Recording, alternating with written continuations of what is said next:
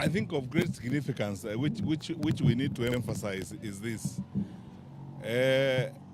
whatever this, we had misgivings about, the process that brought this commission on board and so on. But through this, we've had a cordial conversation, and they are public servants. In my own honest view, I've observed that there's a very serious sense of responsibility on a good number of them. And for the first time, we have agreed today, there are several lawyers who are here, we have institutionalized our interaction with them.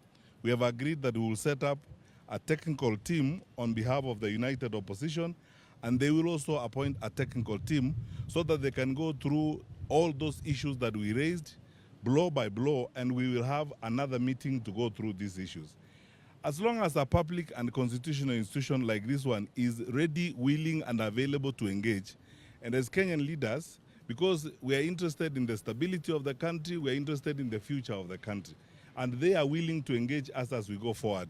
One of us said something very critical, which I need to emphasize here, that as long as they demonstrate and continue to show good faith as we move forward, we will continue to work with them, because this is important for us, important for the country, and ultimately important for the stability. There isn't an issue we did not raise, and I know because we are all pressed for time, there is no need to run down the list. Our technical team is going to produce a document, Wakili Ndewa and Jeru is here, and many others, which will be shared out with the press, because we are dealing with public issues. These are not private matters.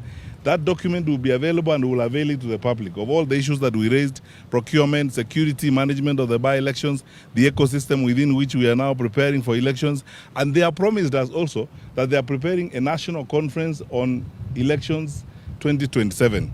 And we said, fair enough, if they're going to be open and engage clearly on these issues, we also have a citizenship responsibility. We are pointing out these issues, but we have a citizenship responsibility to do our bit to ensure that we contribute and work with them to deliver a credible election, and an election that will guarantee our country's stability, because that is what we are looking forward to.